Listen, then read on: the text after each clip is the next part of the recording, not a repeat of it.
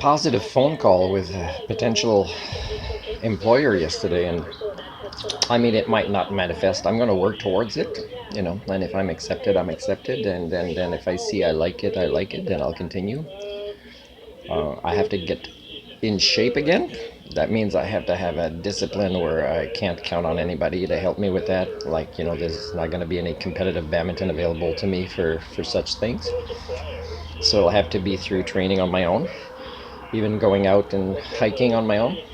Um, but I noticed after the phone call how happy I was. I was dancing for my cat.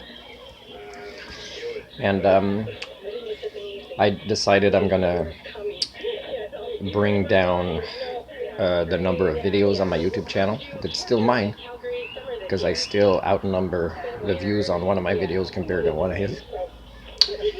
And bring it down to the number of videos matching the number of subscribers. So choose some of my favorites. And also, I need to be more sensitive to people again.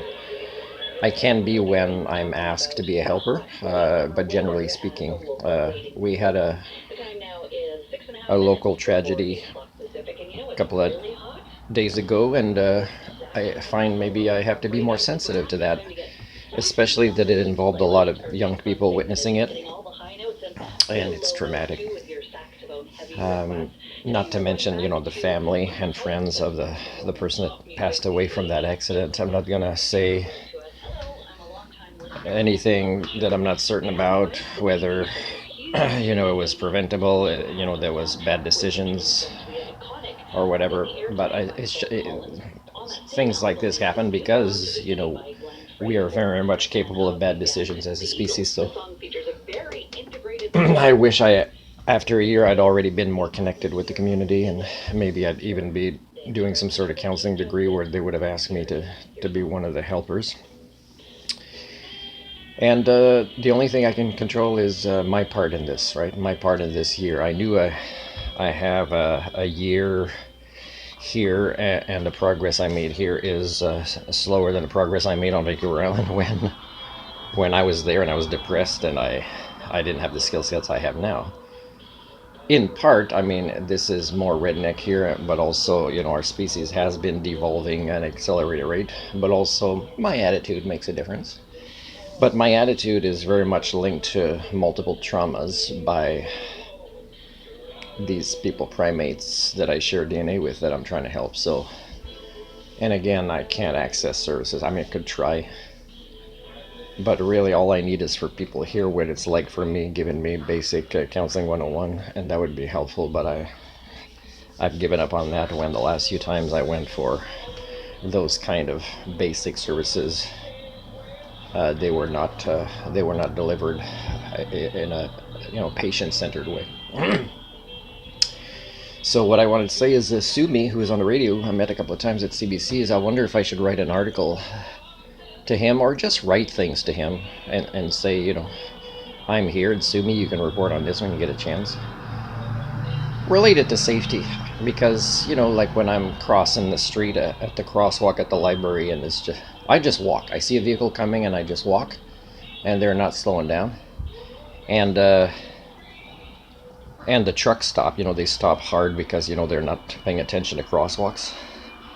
And I would be able to jump out of the way because I keep track of it. I had a pillow at the time. I had this, and I'll show you here.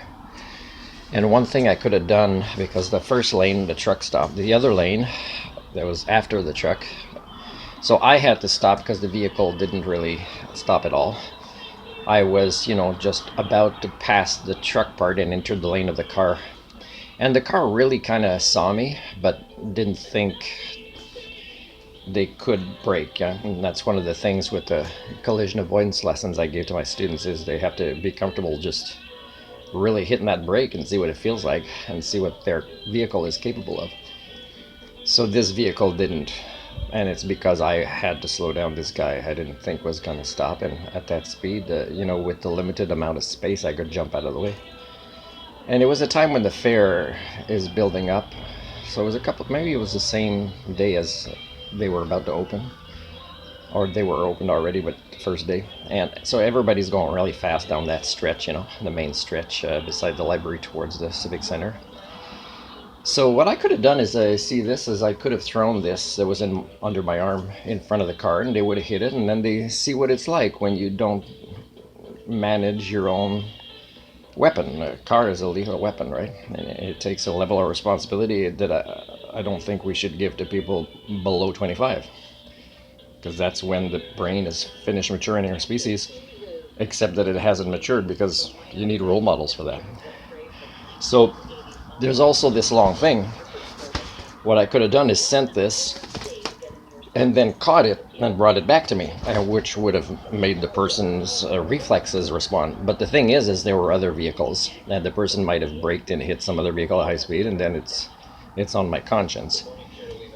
And so it's hard to teach a lesson to somebody when it might go wrong, right? Just to say, respond, right?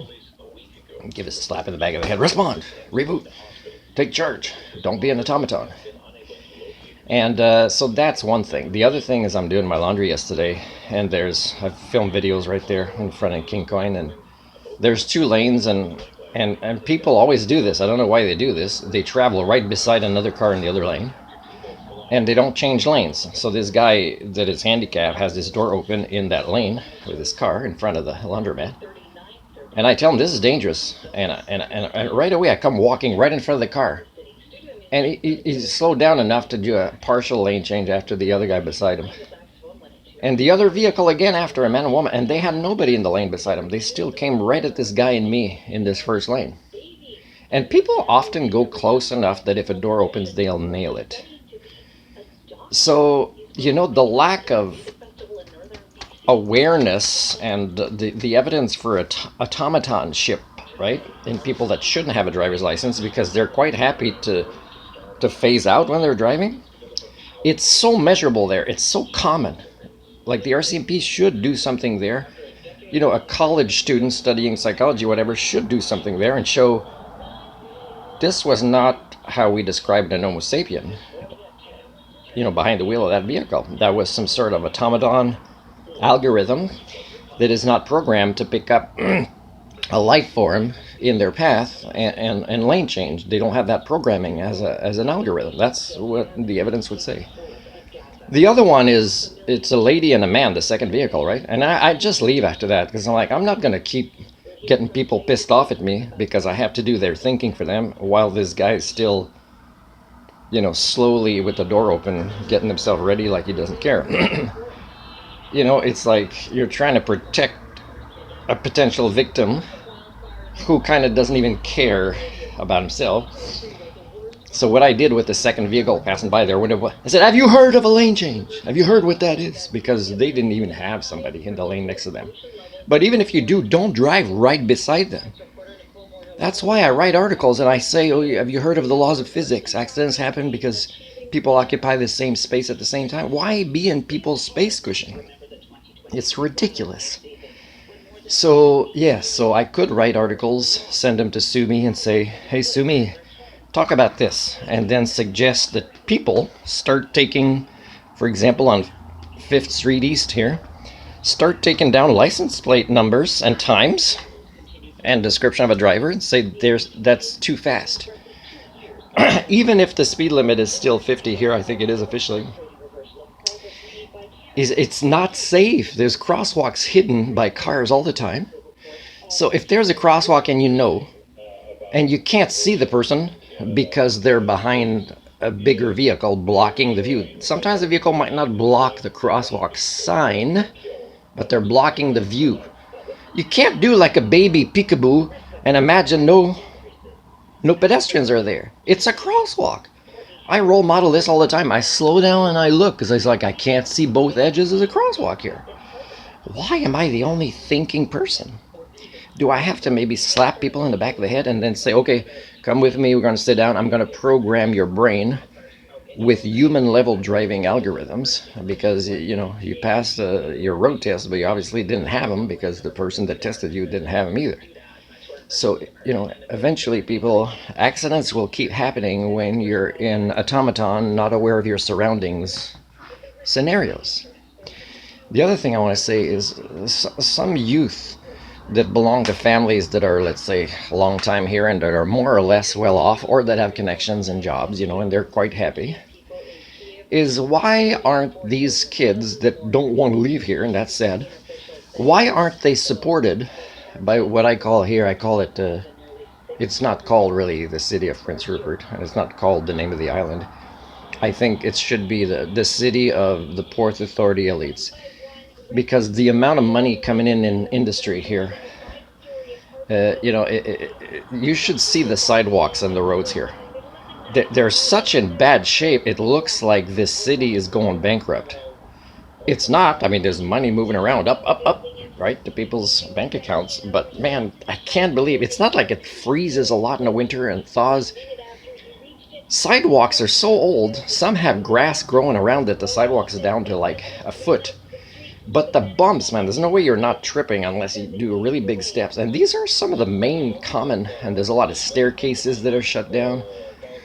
The road there, 6th East, is like, man, I tell you, it's not officially speed bumps, but it's like a roller coaster ride. So I don't know if it's going bankrupt or not, but there's a lot of money moving into industry here. And it could be used for the local kids who haven't had, adequate educators in this community, either college or K to 12. And they haven't excelled, right? And they haven't had parents who valued education. But still, have the Port Authority say, if we have local students that will want to stay here, we will pay for their tuition to go become nurses and doctors and dentists and stay here. And we will support them with tutors, such as maybe Martin. And then people can just say, hey, my kid didn't just not been working at the Walmart or dollar store for that long. I'm so proud. They're like the assistant supervisor of here now. No, your kid is capable of more. And I know you won't support him because it means you have to get over your intellectual laziness. But have the Port Authority work with the city and the MLA and MP or whoever are part of these Chamber of Commerce elites and say, hey, we should empower our youth more. We should think highly of them more, right? We should really know that they're capable of more. We shouldn't just be happy that they work at a Walmart, which might close because they're a big business who don't also think about community. So yeah, do something, people, about solving your problems. There's a lot of money. Just support the students that couldn't pass without your support, right? To hire professional tutors. Don't wait for accidents to get professionals to come in. You already have issues with getting professionals here, and the ones that you have that are non-local, you will shun them for I don't know how many years before you accept them. Like I was telling that employer yesterday, I said I've been to cities when I'm traveling along BC, and I asked somebody how long. I said, "Oh, what's your story?" He said, "Oh, I'm a newcomer." "Oh, how long have you been here?" 2.5 years, and they own one of the most popular coffee shops in Castlegar, and they still consider themselves a newcomer. And after 2.5 years, instead of a local, because the community wants that power over them, that shunning, that shame, while they should freaking close their coffee shop and say, we're going to wait till people start calling us valued and respected locals. But they don't fight their rights like this. They don't defend them. So who's going to do it if not me? Not the parents, it seems, and not the elites of those cities.